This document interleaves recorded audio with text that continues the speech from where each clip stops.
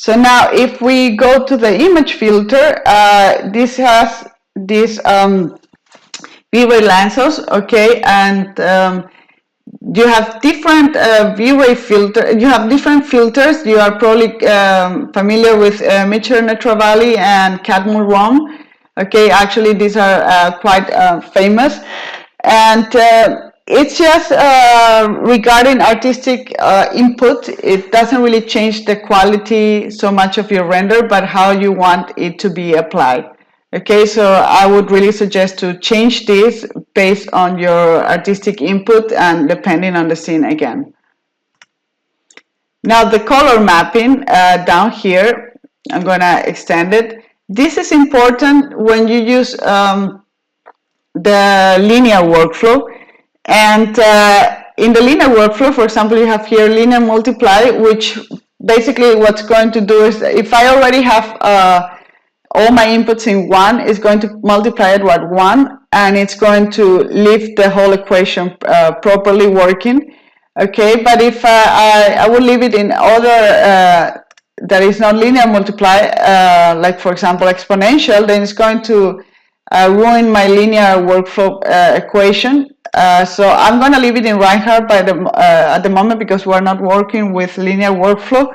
Regarding linear workflow, I uploaded some links and tutorials, not done by me because I don't really have the time to do it, but there are too many resources online to read about it. Basically, I would recommend to understand why do I need it, what is it for, and how to do it regarding the software you're using and the rendering engine.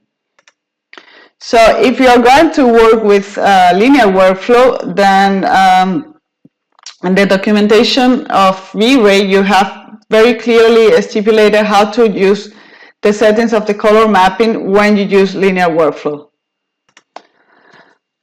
Now, if we go to the global illumination, in the past we didn't really have global illumination, and we have to work around how to create the bounces. Okay, V-Ray has 2 engines to create global illumination. If you find any old V-Ray tutorials, they are probably going to be in irradiance map and light cache, and that's because brute force takes a lot more computational power. Okay, but it's a lot more precise. Okay, so the primary engine would be to calculate, let's say, your geometry and the whole scene, and the secondary engine is for your light bounces or even the color. So right now in brute force you don't have settings, okay, but in irradiance map you do.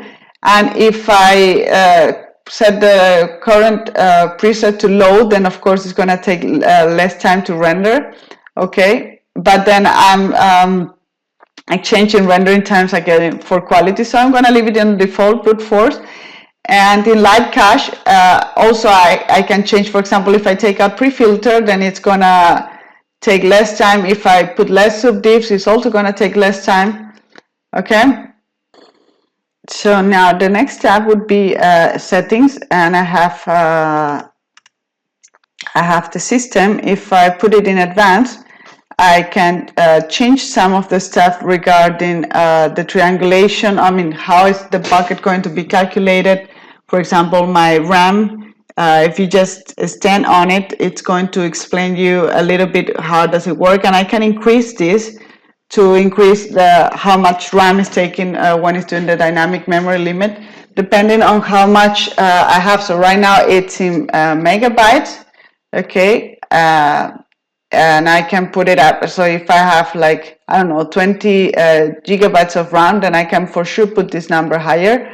Okay, the same goes for the max tree depth. I can increase it and make the render faster, but it has a limit depending on your computer and how your computer is set up. So it's you can try it, but there is a limit to it, of course. And finally, down here you have a texture option, so I can clear the cache after every render is end. So right now, for example, every time I tested the render, I can clear that cache, and it of course doesn't make any sense if it's an animation, because otherwise it's going to use the memory every time it's calculating the image.